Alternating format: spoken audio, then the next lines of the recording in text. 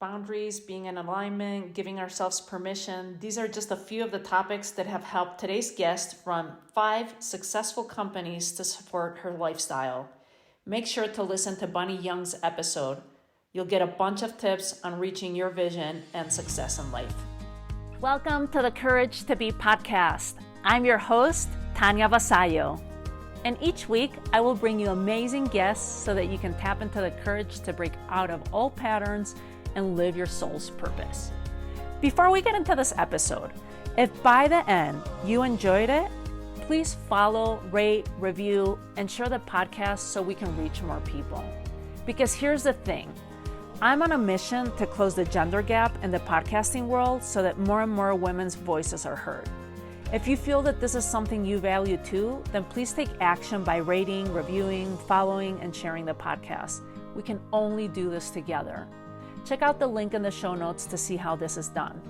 And make sure to stay until the end to claim some free gifts I have for you. Welcome back to the Courage to Be, where we have transformational conversations about life and business. And today we have Bunny Young with us. Welcome, Bunny. Thank you so much. I'm so thrilled to be here. I'm excited to have you. Share with us, please, your story. What is it that you do? Who do you serve? And how you got there? Oh my gosh, that's going to be the entire podcast, people. So sit down. But really, I guess I'm most commonly called a business coach or a business therapist because my background is in psychology. I'm a retired stuntwoman that ended up as a third generation entrepreneur, starting my own business, working within corporations on mental health in the workplace and work-life alignment, and then also entrepreneurs on how to make more money without the stress and overwhelm. And I think how I got there is growing up with entrepreneurial parents and an entrepreneurial grandfather. I saw what trading time for money looked like and how difficult it was to scale when you have a small business that you're working in.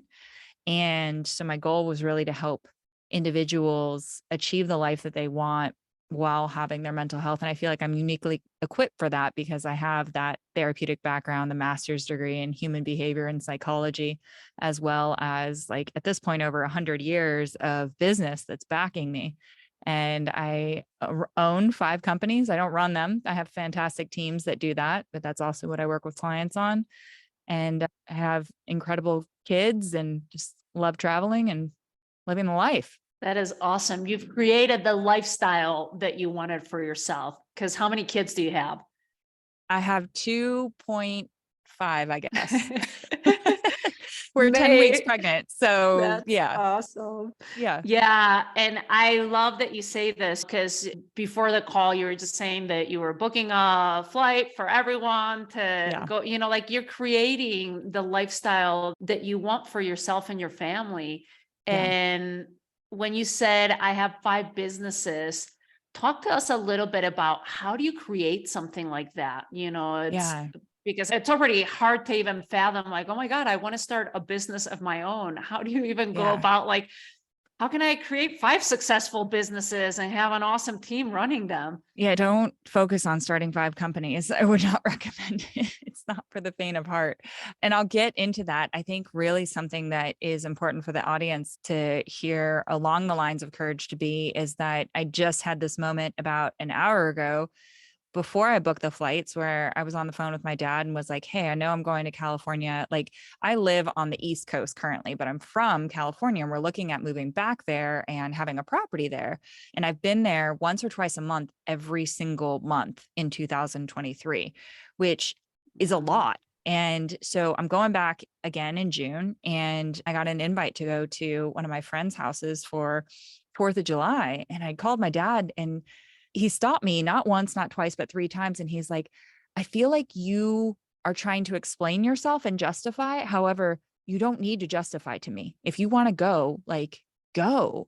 And so I share that to say that, like, there's still that programming in me that's like, can it be this good? Can I just put my parents and my kids and my husband and I on a flight across the country to go celebrate 4th of July with a friend because I got invited? And it's like, why do you feel like you have to wait for some external metric to really enjoy your life? And this year and last year has been, Tanya, that I spent last summer in Europe. And it's like when you start to kind of live your life in alignment, like it's crazy how everything else kind of comes to be. Like everything else just kind of falls into alignment. And so that's kind of what the deal was with the 5 businesses. At this point, I have started over a dozen companies. My first company was a swimming and lifeguarding company where I had my lifeguarding my lifeguarding certification in Tucson, Arizona, and I saw a need in the market. Most people in Tucson, Arizona have a pool at their house, and they wanted to be able to stay home and have their kids learn how to swim in the safety of their pool. And so I started doing that for a premium. And then I had to go to school, and I was like, yeah, this kind of sucks because I only have X amount of hours to be able to do this. And so I ended up hiring some friends from school that were also lifeguards and swim teachers so that they could go, and unintentionally ended up with, almost 70 plus people like on this roster that were teaching swimming lessons or lifeguarding parties and birthday parties, like all over Tucson. And my mom's like, this is a business. And I'm like, no, this is just a way to make money. And it was second nature to me because I grew up in it, and I ended up selling that company. And that was my first real lesson. I don't think I knew it at the time, but that was my first real lesson on scaling and how to intentionally build a business. But I was doing it to support my lifestyle, which was just such a great lesson to accidentally learn. And so the 5 companies that we have are like all complementary. They're not competing. 2 of my companies I have business partners in. So I'm very specific at the strengths that I bring and what that's going to look like, what the equity share is going to look like, what the expectations are. Just like in a marriage, a business partnership is very similar to that in a whole lot of ways. And then I have my company, A Better Place Consulting, that does the corporate work-life alignment and then also the entrepreneurial stuff. And then I found a gap with entrepreneurs in receiving funding. And so I ended up figuring out how, when I got to a certain level, I ended up figuring out how to make my money work for me and also for my values and supporting and investing in entrepreneurs and startups. And then that's passive income for the most part, because I can provide them with some investment capital, but I can also provide them with my resources that I've already recorded, whether it's YouTube videos or courses. And that doesn't take time away from me, but it helps them grow. And then I have a tech platform that's a coaching platform that we're growing. And so everything is complementary. That's the only way to have multiple businesses, is for everything to really be complementary. And so what I'm known for in the industry is being able to find easeful ways to have what we want out of our lives. And every single one of my companies does exactly that. Even our nonprofit, which is a service dog nonprofit, it educates corporations around service animal etiquette, which just makes it easier for the corporations to interact with individuals with service animals, and easier for individuals with service animals to interact with brands like Marriott and JetBlue and large restaurant groups. So find your purpose and then build from there. I love it. And you just sound like a Renaissance woman to me, as I'm listening to all the different businesses. So you said that you've in your lifetime different 12, did you say 12 different businesses? I think it's 12. And they all haven't been successful. Well, that's where I was going to get to, because this is awesome that you've found the alignment. And I want to come back to that too, and just living and supporting our lifestyle. But let's talk a little bit about when things don't go as planned, when there is that failure. Like, how do you pick yourself up and say, okay, that didn't work. Let's go try something different now, without getting in your way or like having the pity party, or like, how do you go about that, Bunny? That's a really, really great question. And you have to, number one is I would suggest you have metrics. And so when I go into a company, I know the metrics that I want to be hitting and what time, and, how much money, time, and energy I want to be investing in a startup. And oftentimes, well, I mean, if you want a shortcut, don't start a company, acquire one or buy one. Because when you're in that startup phase, oftentimes there can be a lot of intensive capital, not just monetarily, but time and energy as well. And so going into it, knowing this is going to be my thing. When I start a company, I take a break from any other projects to be able to focus on that. Like one of the things that I'm doing with the tech company right now is we're doing a sprint for the next 45 days. And so I have very little podcast recordings or anything else kind of booked other than that. And then I also make sure that I'm putting those trips that we talked about around those sprints so that I have recovery time and I have connection with my family, because I really appreciate that I have so much support from my family.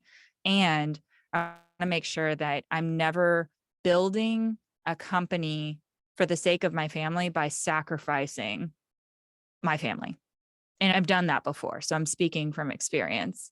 And so I think it's strategic and it's energetic.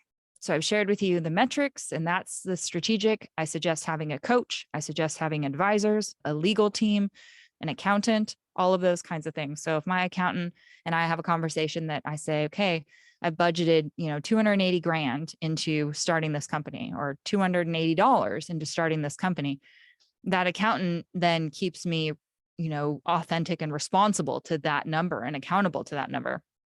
And then I'm not a lawyer. And so when I'm starting a company, I want all of my legal documents to be done by a lawyer, because one thing that I've learned is that when ish hits the fan in business ownership, which it always will eventually, the longer that you're in business, it just happens, that lawyer has to argue whatever case in front of the court of law. And so you want to be able to have a professional doing that. So that gives me peace of mind to be able to sleep.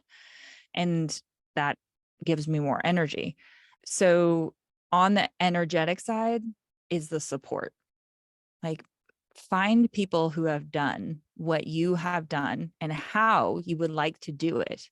It's really important, right? So I wouldn't look to somebody that never sees their kids and has 5 divorces as my mentor, because that's kind of a metric that they have not put their family first. And then I receive support from them, and I set a cadence for myself. So it's a cadence that I'm going to check on the finances, and a cadence that I'm going to check on the metrics of growth, and a cadence that I'm going to check in with my support team. And so I'm very calculated now about how I'm starting a business and growing a business. But if you ask me now, like, what's the next business you're going to start? I'd probably acquire one. I think like we talked about, it's a really good example. The space that I'm sitting in, the studio that we're recording this in, is a co-working space that I really had a desire, not a passion, wasn't my purpose. I had a desire to start a co-working space with on-site childcare. And I wanted it to be like a holistic space that you could get massage as part of your membership. Once a month, you would get a massage. And I put hundreds of thousands of dollars into it. It was in a partnership. The partnership fell apart, and I ended up holding the entire responsibility for the co-working space. And I sat down with the members and I was like, look, there's 3 options. I can take on investors, I can take on debt, or I can sell it. And I pursued all 3 options. And what felt most aligned for my life and for what I wanted for the co-working space was to sell it. And I sold it in a way that I still have space here. I can still work here. I can still be a part of the vision that I had. But I understand so clearly that it was never my purpose to have this co-working space. It was my purpose to get it going and support it, but it wasn't my purpose to own it and run it. And there's something called like a sunken cost fallacy. You can look it up. I'm not sure if that's exactly what it's called. But that's what I experienced with this co-working space. Is I'm like, but it's a great idea, but you've already invested, $250,000 in it, $250,000 in it, but it's going to be so popular. It's going to get so much media. It's going to help so many people. And at the end of the day, it's like, yes. And is it the right thing for you at this time? And is it aligned with your vision? And the answer was no. Like, no, it wasn't the highest value that I could bring to this world. The highest value was actually in selling it, which took a lot of courage to do. But here we are. And so looking around, it was definitely the right decision. That's so beautifully explained, of just realizing and being honest with ourselves, of when things Because you could have looked at it, like if it didn't work out with the partner and you know what, that was a failure, and then you're starting to beat yourself up and I don't know what to do. Maybe I should take it on. I'm going to pay for the, and then suddenly you're going down a completely different path that's not in alignment with what you're doing. But I love that you've been able to be so honest with yourself, have that courage and say, "Ooh, maybe this wouldn't have been the decision I wanted to, but I know it's the best decision for Yeah. me, for my lifestyle, for the family, for the business moving forward." Yeah. Like if you're And I saying yes to this opportunity, you're saying no to other opportunities. So be clear when you're saying yes on what you're saying no to. I love that. That's such an important distinction. I talk to my clients about that a lot because like you're saying, every time you say yes or every time you say no, you're saying yes to something or you're saying no to something else. So what's more important to you? And that's where you have to be honest and truthful with yourself. And Yeah. that goes hand in hand with boundaries. And it sounds like for someone like you, Bunny, that has all these businesses, and just from what I'm listening, of just your personality, that you have a strong set of boundaries. Am I correct or am I not? I'm laughing because boundaries is probably the number one thing that I am most celebrated and criticized for. It's Good like for you. I get a ton of kudos and I get a ton of, no, it's not probably not a ton, but of backlash around it. And anytime I get on a podcast or I'm doing a speaking engagement, a lot of people do ask me about boundaries because I think it's something that I emote at this Yeah. point in my life because I've worked so hard on it. And I've been accused, I don't know if we can cuss, but Yes, go for it. I've been accused of being very direct to just being a bitch. And I found some ways that, you know, energetically, we have a lot of leaks. One of the biggest leaks for me used to be email. Having 5 companies, doing speaking engagements, having clients, I would get 350 emails a day.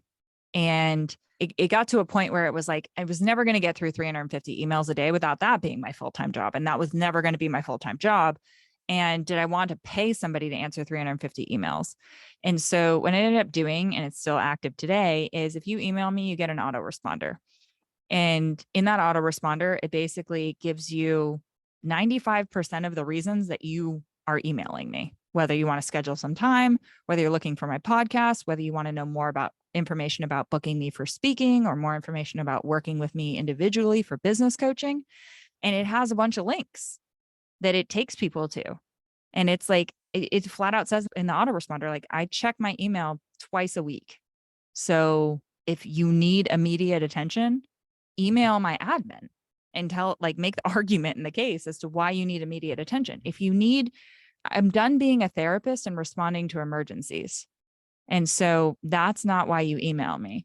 And then I'll have people on Instagram that DM me, and that's where I'm pretty active and I'll respond to DMs, but I'm not there to coach you through DMs. And so I'll respond to the question that you have. I'll give you some advice, and then I'm going to direct you to the place that's going to have the best resource for you. Now, on the back end, that requires setting up an autoresponder, setting up a scheduling software, and setting up resources where people can find information to frequently ask questions. And if you have typed out the same response more than 3 times, it's worth making a Google template in your Gmail account for that response. We have templates for people that want to book me on their podcast. We have templates for people that want to be on my podcast. And it saves me so much time. And people are like, yeah, it's so generic though. Yeah, because otherwise, if it wasn't generic, A, you'd probably never get a response from me. And B, if you did get a response from me, it'd probably be a haggard response because I'm at the end of my rope and, I'm burnt out on it. And so I'm a much higher quality person with setting up some of those technological boundaries. My phone has been on silent since we did our Hawaii retreat in December of 2022. I love And it. I haven't seen a dip in our income or revenue or profit. There's an exception of 2 phone numbers, one being my husband and one being my mom, that if they call more than twice, my phone will ring. And that's it. My notifications are 100% turned off. And if you sit with anybody that, has accomplished a certain level of success, like a lot of my friends are 8 and 9 figure entrepreneurs that we spend time with each other, and they don't have notifications turned on because essentially, like, you're prioritizing your time and attention for your clients. And so if your phone is telling you where to put your time and attention, then your phone is actually costing you money. And I Yeah. don't check my email any day, like prior to 11:30 a.m. if I am going to check it that day, because there's nothing in there. Like, email is something that I go to get a response from somebody, or I go to send something to somebody, but I don't go into my email to have it tell me what I need to get done that day. And if you're like, well, Bunny, I can't do that, you don't understand. It's like, you're the one who's dictating how your email and how your clients and how your team communicates with you. And like, our development team for our tech uses Telegram. And through our Defy, our group coaching program, we use Slack. The wealth community that I'm a part of also uses Slack, but it's obviously a different channel. And so it's like, if I'm working on Coaches HQ, which is our coaching software platform, I'm on Telegram, but I set a timer and then I shut it down. Right. And then the same thing with Slack. Like, I don't leave these apps just running in the background on my phone or on my computer, because it's buying for your time. And even if it's not pinging, you're still wondering if it's going to ping. And so, yeah, I do have really good boundaries when it comes to that. I don't have an iPhone. Everybody can despise me for that, but I actually love it because it's not connected to my computer. So you can't send me a message and reach me on 2 devices, which is great. But I have something called a clipboard that is on my Android phone, and iPhone users, you have notes, and I will copy and paste my templates into that clipboard and I will pin them. And so popular links, like the link to my podcast, the link to my, calendar, all of that kind of stuff, anything you'd put on your link tree, I put in my notes, because then I can, if I'm in a DM, I'm not going to send you the link. I'm going to say, go to my link tree. Right. But like, if we're on Slack or something like that, and you need a link to this PDF, like, I have that Google Drive link there and it's organized. And if I see something on Instagram, like, I'm organizing it because, it's like inspiration, or write your thoughts on this later. Like, I had a post, one of my friends had shared a response to, it's a longer story, but Dave Ramsey had posted his comment on a 16-year-old making $50K a month. And his advice was something along the lines of like, just use the money that you've made, stop making that money and go to college. And I put it under like, respond to this. And it's like, that way I know exactly what I'm supposed to do when I go back into my bookmarks. And so boundaries are not just important externally, they're important internally too. And so if you're just like one of those people that opens your email and is like, oh, I'll read this later, like, you just wasted that time. If you didn't have the time to respond, don't open the email. And so set the boundaries with yourself too. And habits, rituals, whether it's a morning ritual or afternoon ritual, is a really great way to start this. I so appreciate you sharing this, because I'm a big believer, like you, of setting those boundaries, I just love the email one, and I might have to borrow that one with the whole, because I don't even know what I would do with 300 emails in one day. Like, sometimes I feel behind, and it's always like, thanks for your patience. When I finally sit down, I felt like I had a pretty tight, like, I put them into a folder that says call or email back. And so I just I batch them, I set a time. I'm like you, I don't have notifications on. I can't stand notifications. My phone's on silence too, on the moon, like, it drives my husband nuts, because he's like, I've tried calling you, you're always on the moon. And I'm like, well, you have to call 3 times because your phone number goes through, like, it just, so I love all these different tips you're giving regarding boundaries and our technology, because it's so important to go back to, it doesn't matter how much money you make or what social class you're in or whatever. We all have the same amount of time in the day. We all have 24 hours in the day. So how are you going to use that time? So these are great tips that you've just given us regarding boundaries with our technology, within our business. I want to get into some of the morning rituals and habits too, that have created your success. But I also want to ask you, because you were saying that you kind of emanate now this thing about boundaries. Maybe that's where I picked up intuitively, and that you're very direct. So you have the people that praise you for the boundaries, and then the people that say, she's a bitch, which I actually, that kind of bothers me, because if I were a guy, no one would say like an asshole or something like that for setting boundaries or being direct. But if it comes to a woman, we tend to have attach it to that particular word, So it's like, well, no, why can't Bunny just be direct instead of being a bitch, So Yeah. I what value have my been, time. yes, and that's what I appreciate. Can you share with us, besides the emails, because you kind of brushed over that, of like people like, well, that's a little bit cold or whatever. Yeah. What other things have you been called on for, where it's kind of backfired on you of setting boundaries? Yeah. I'll give you a perfect example. I was at, a high ticket, high level mastermind, and somebody came up to me on the break and was like, hey, I'm really interested in getting a service dog. Can you tell me about it? And I was like, look, go to pausable.org, and spelled it out for them. And you can click on the service animal like resources, and that has a list. And they were like, yeah, but I really want to know your personal experience having a service dog. I said, I wrote a book about it, and it's on Amazon. It's called Paw Prints on My Heart. Look up Bunny Young, Paw Prints on My Heart, and you can get that. And, she, like 10 minutes later, she came up to me and she's like, I just feel inclined to tell you how turned off I was that you were just so cold and distant. And I explained to her, I said, we just really finished like a 3.5 hour session, and my brain was really metabolizing and processing that. And I have to be honest with you, I've had a service dog since I was 17. I'm 35 now. That's almost 2 decades of answering everybody's question about how to train their service dog, what my life's been like with a service dog. And there's two things. One is I was not in the headspace to give you a good answer. I was in the headspace of metabolizing the session that we just came into and trying to conserve my energy and get ready for the next session that we're going into, that we've all paid 50K to be here and get into it. I didn't come here to discuss service animals. And the second thing is, when I wrote that book and when I wrote those resources, I was fully in that headspace. So I assure you, it was a much better answer for you than I could have ever possibly given. But I owed it to myself to take this break, to actually take a break and not be on and answering service animal questions and not distract myself from what we're here for, which is not service animal questions.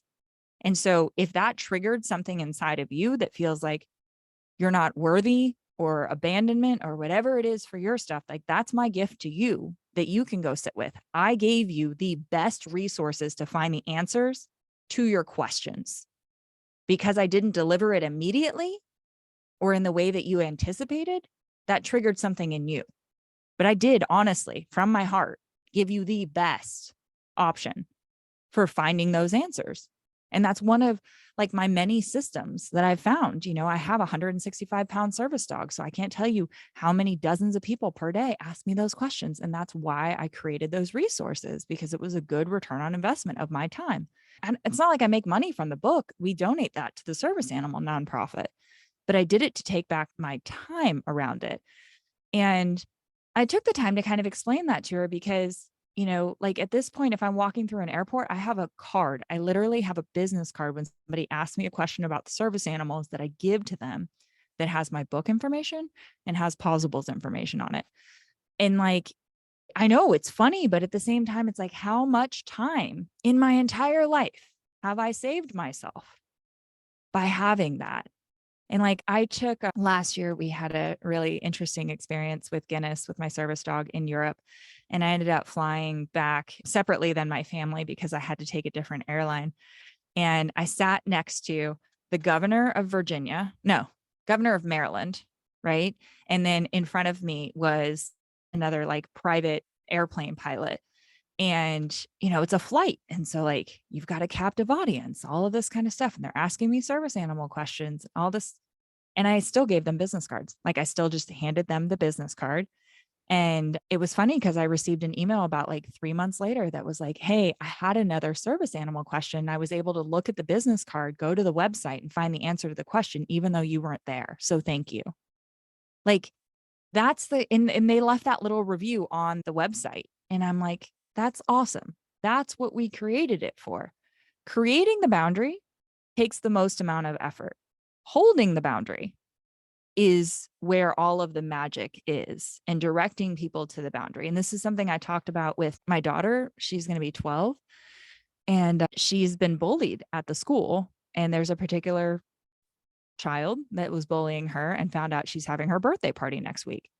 And he started to be nice to her. And he's like, hey, can I come to your birthday party? Hey, can I come to your birthday party? Hey, can I come to your birthday party? And Rocky's like, oh, like I should just say yes. Like it would just be easier to say yes. And I was like, Rocky, you've already set the boundary. You already told him no.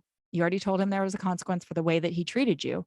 Imagine all the energy now if you release the boundary and you allow him to come to your birthday party. How do you think he's going to treat you the next day? And she's like, well, I didn't think about that. And I was like, so if you do this, what do you think is going to happen? What's going to be the consequence? She's like, then he's going to bully me again. And I'm going to have to tell him over and over again to stop. And I was like, versus if you don't let him come to your birthday party, she's like, well, he might bully me because I didn't let him come to your birthday party. I was like, yeah, but then he at least knows there's a consequence for treating you that way. And so she's like, oh, okay. So holding the boundary. I'm like, yeah. She goes, this is kind of like horses, right? I'm like, yes, this is exactly like horses, because when we're riding horses, this was something my daughter learned and put 2 and 2 together. This is the magic, guys. She's like, when I pull back on my horse to back up and then I let go, it confuses them because I've asked them to do something or I've set a boundary and then I'm releasing that boundary. But when I pull back on the reins and I hold, not continue pulling, not make it harder on myself, not make it harder on the horse, but just hold, the horse understands, oh, here's what you want me to do. Like my almost 12-year-old is a genius because she's like, yeah, treat people like you treat horses. Yes, when it comes to boundaries, because it's really expensive to continue setting a boundary.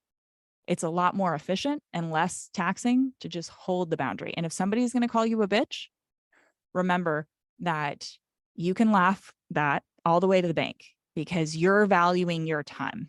And I'm not saying that you have to go about it in a mean way, but don't confuse directness with being mean. Like I've been around enough situations in business in my life where individuals who value their time end up not just happier in life, but they end up getting paid more because they're more like the Ruth's Chris of steakhouses versus like a 7-Eleven that's open 24/7. That's so true.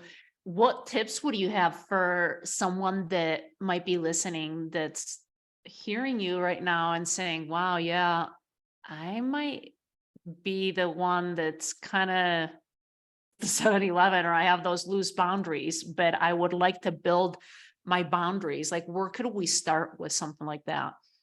Yeah, I think that there's a couple things. So one is I would reduce to like a 3-message DM limit where you're putting a call to action after that third DM. So whether the call to action is then book time, you're at least setting a container around it. You're not saying I'm constantly available every time you want to DM me. So they can download a resource, they can go to your website, they can set up a time, or they can go listen to your podcast. So that's one. And the other thing is that when you don't really have time to answer the phone, don't answer the phone. Like it's not respecting somebody else when you answer the phone and they're like, do you have a minute? No, I don't. Like if I answered the phone right before I got on this podcast, my mindset would have been different, And so I wouldn't have been respecting you as the audience or the host. And I wouldn't have been respecting myself because multitasking isn't really, efficient. And so the other thing is that like I put my phone down, like face down on my table on silent. All right. That is a boundary. It's a boundary for myself and it's a boundary if it rings. If you have an iWatch or whatever kind of watch, like set that aside as well. So start to set these boundaries up for you.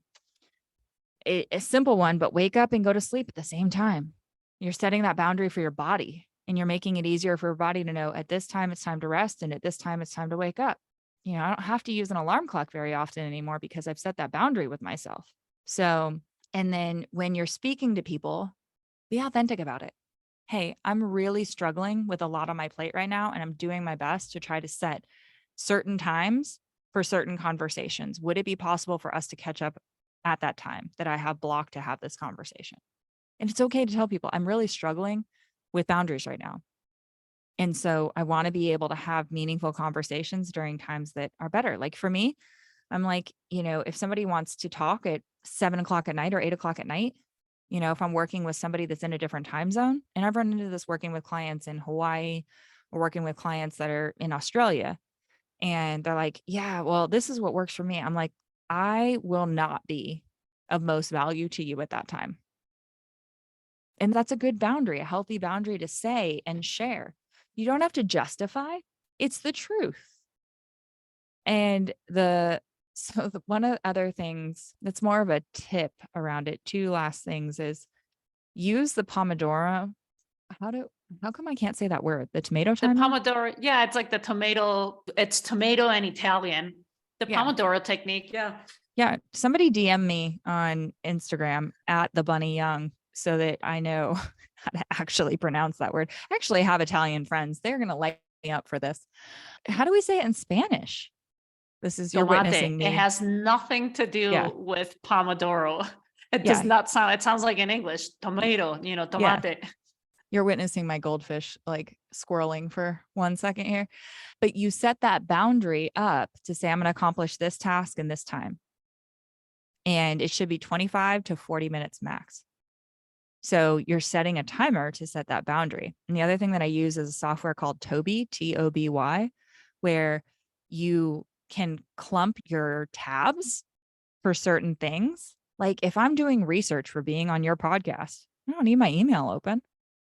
And so I'll open a tab, but using Toby, you can classify like if you're taking a course, you can put all of the tabs for podcasting software, podcasting research, guests, my top 100 list. You can classify it and file it away in Toby. And so then when it's time to do the thing, you just open up those tabs. And Ooh, trust that's me, great. you're I'll going to have to thank me try that one. because your I brain, you're will. going to take back so much of your like brain cells after this. So, yes. That is awesome. Do you carve out time? A lot of these things I already practice, but it's such a great reminder.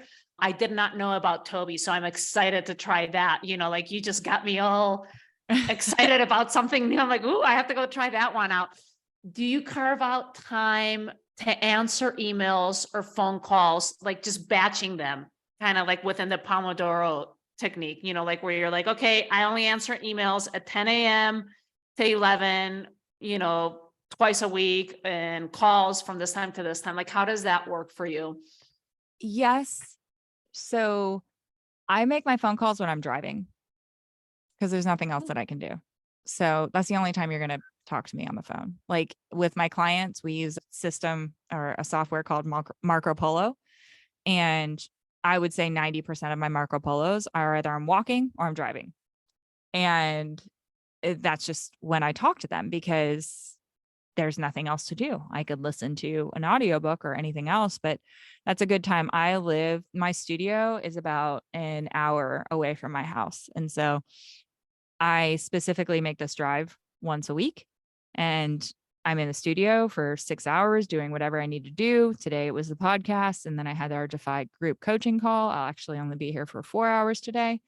And anything that I need to do, I set a boundary around that studio time. And so if I have a podcast host who's like, hey, I record on Sundays at 2:30, that's a hard no. Like I can do it on Wednesdays because I'm here in the studio.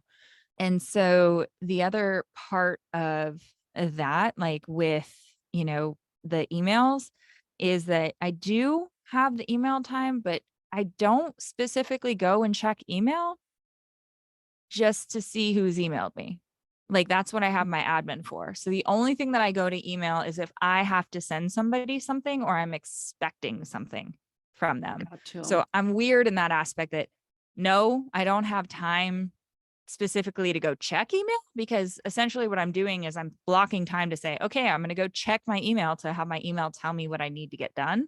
and my admin tells me what I need to get done. So I wouldn't reroute that process currently, because if it's important enough in my email, then my assistant is going to tell me, hey, Bunny, like focus on this. So, but that's my personal process there. I'm not saying that's right, wrong, or indifferent.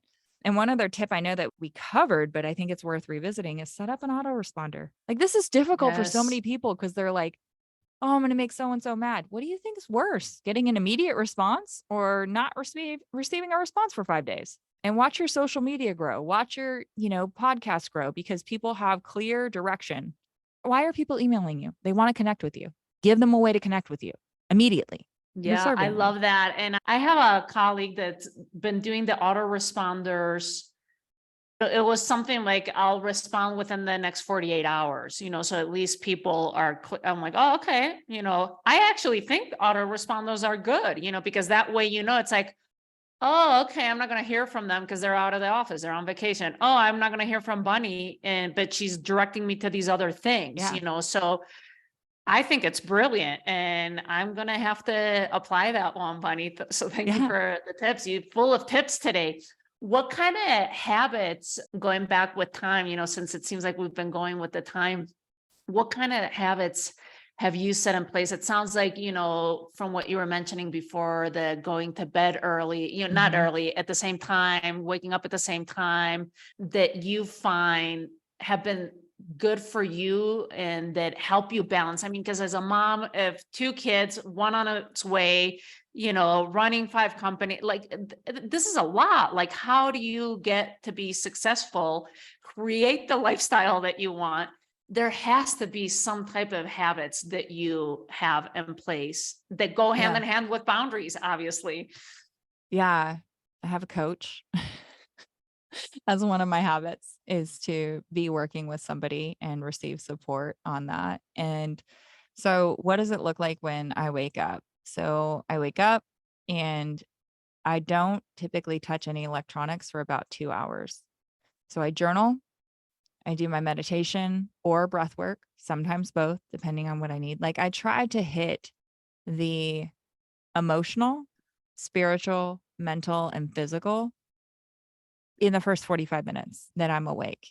And so if I'm listening to music, like I'm doing that while doing yoga or doing a light workout, and we're just talking like 10, 15 minutes, just something to get my body moving. I love to drink water because you wake up and you're immediately dehydrated, and that impacts your executive functioning. And so I have my, influencer Stanley cup that I actually had before anybody else. I feel like it's not a cool color, it's just green, but like I have that, where especially now that I'm pregnant, like I'm getting that water in, and I set my intentions and my gratitudes for the day. And that means like the person that my girls are encountering when I'm done with that ritual is already grateful, is already focused, is already coming from a full cup, rather than checking my emails as soon as I get up, sleeping with my cell phone in my bedroom, which you'll never find me do, and having already given away some of my battery. And so, like, there's no TV in my bedroom. There's That's great. no, Yeah, we have that too. I refuse to have, and it's been like that for years. And the other thing too, I love that you're saying that no phone in the bedroom. Oh, I know what I was going to say, because of reacting. Like, it's a choice. Do you want to start your day reacting to the day, like to emails, to phone calls, to social media, all these things? Or do you want to start your day like what Bunny's saying, we're with intention. I get to yeah, choose how I start my day. And yeah, that's what I'm hearing with everything that you're saying, Bunny, that you're very intentional about your time, but you're also intentional about how you want to live and create your life. yes, And you can absolutely. only do that by setting up all these boundaries, by Yeah, protecting your time and putting in place these rituals, because that's how you show up as a successful woman, as a mom, as a wife, as a business owner, multiple business owners. I mean, this is just amazing. Before we wrap up, there's so many questions. I think we might have to do a second episode, to not drag it part out. two. But yes, going back to the beginning where we started with being in alignment and not having to justify yourself. I love that your dad brought you back to that. Like, you don't have to justify it, but also your level of awareness of like, damn, I've reached all these different levels of success and I'm still dealing with my own things that I have to address. Talk to us a little bit about that. Like, how do we come back to it? How do we live in that space of alignment? How do Yeah, I we think my dad was mirroring to me. Like if you asked either of my parents if I am the same person that I was 12 months ago, I'm not. And I am completely different than the business owner I was 5 years ago. And so I set the frequency on the life that I want to live, and it's not questioning myself. And so what my dad was picking up was like a difference in frequency. And so, when my dad's like, hey, it's that like, I think at first he was like, if you want to do it, then do it. You don't need anybody else's permission. And then I think the second thing was like, you know, well, why are you asking? And like he questioned it. He was just like, I know you don't want to do as much travel anymore, but I'm curious as to why you're questioning it. And then the last thing he said was like, it sounds to me like you're trying to justify this to me. And you don't have to justify it to anybody. And I think I've set myself up to give myself permission to have like receive feedback. What's ironic about that is that my dad once upon a time called me like the least coachable person ever. He told me to quit softball and play tennis because I couldn't do a team sport, which is just hilarious to me now that I'm a professional coach and, like all of this kind of stuff. But I think about that because I think that comment kind of resounded in my head to be like, wow, like, are you really not open to being supported? Why do you think you have to do this all yourself? And so I've really, really leaned into that support. And so I think when you decide, when you get that clarity, here's what I want out of my life, like share it. Record yourself, create a vivid vision and record yourself. Like I have not just my screen saver on my phone. That's my life that, I'm actively working towards. And it's funny because it's May as we're recording this and the entire left side of my vision board is already creating. Like the baby was on the left side of my vision board. A trip to Cancun that we're taking in July was on the left side of my vision board. And Club 33 at Disneyland was on my vision board. And like, it's like, check, check, check. So I think it's really important to have that top of mind. And then also I record it like almost like a meditation that I listen to in the morning because I'm programming myself. I'm uploading my software rather than uploading your software of what you need from me in my email. I'm uploading my software. And I think when you're that clear and you give permission to those that are around you to call you on your ish, then it's much simpler. And I want to say easier, but it's much simpler when you're not acting in alignment.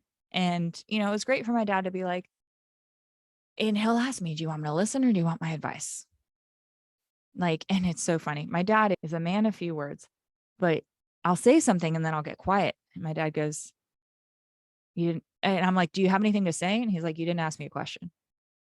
And I think so often we get into this like conversation with ourselves and it's like, what is it that you're actually asking for? That's a really good question to ask yourself. Like when you're going through this is like, what are you actually desiring?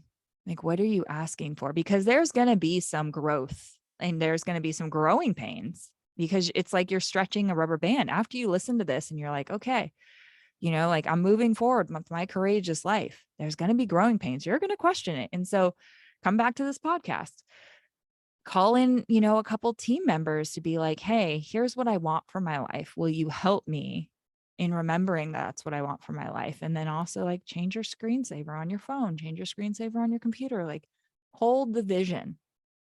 And that will make it easier to live in alignment. And obviously, like I said, no one's perfect. Right. And so, but it makes it so much more obvious when you're out of alignment. And, if I'm up at like 4:00 in the morning answering emails, that's a good indication if I'm out of alignment, right? Like, and that's even sharing this is authentic, yes, but it's also co-signing my contract with myself and my life because now there's, a million other people listening to this podcast that now know Bunny has boundaries Bunny doesn't check her email, first thing in the morning.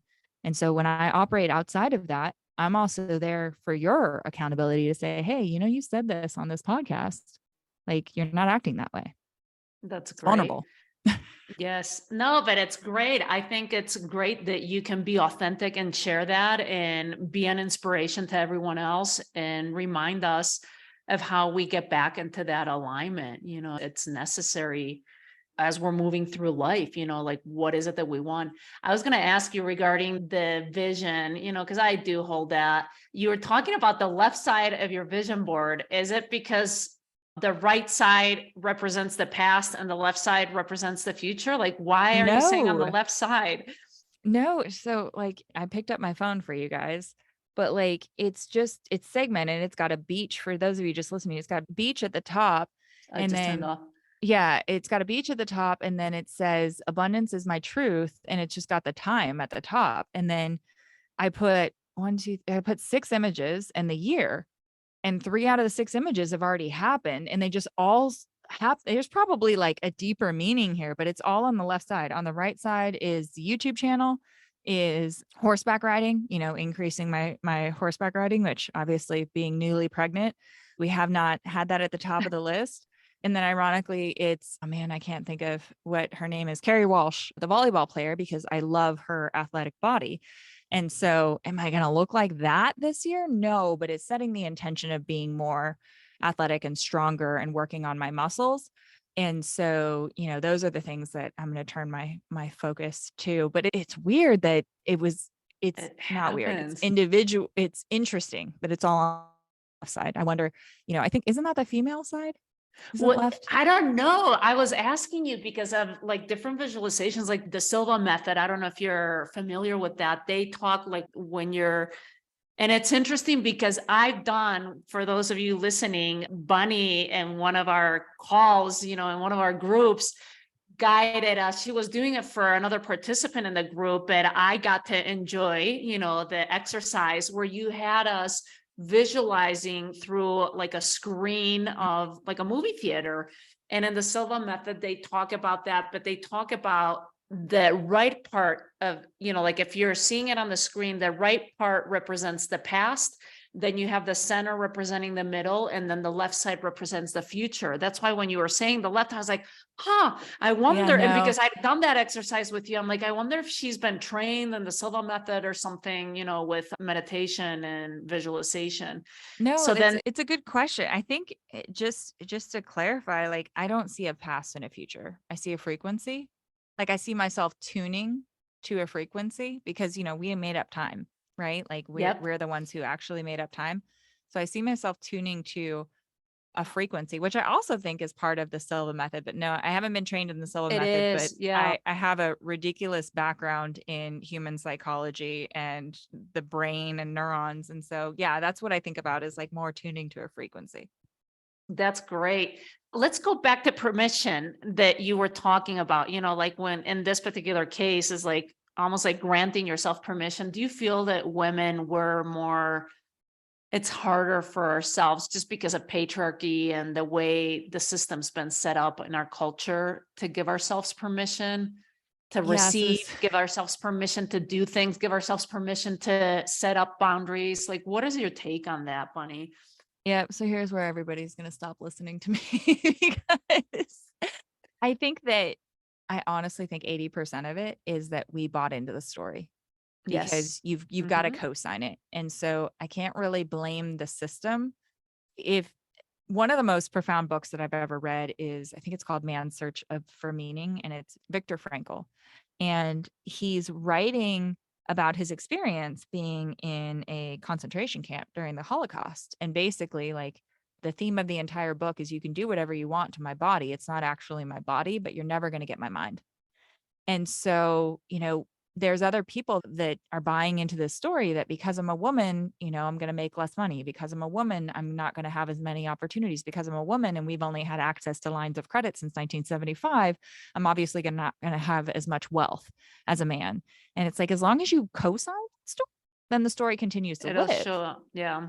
And so when you stop co-signing that story, maybe it's not going to happen in your generation, but you will break that pattern for the next generation. Because what happens, especially having daughters, for me, is that I'm impacting their patterns and their stories and their narratives that they believe about their enoughness and worth and possibility. And my Mm-hmm. kids have a really unique opportunity in the aspect that they're seeing their mom be the primary breadwinner for our family. They're seeing, their mom also do it working, you know, 2 days a week and still being there for them and going to my daughter's zoo field trip and all of that kind of stuff. So they're growing up with a really different perspective on what success and work and providing for your family look like.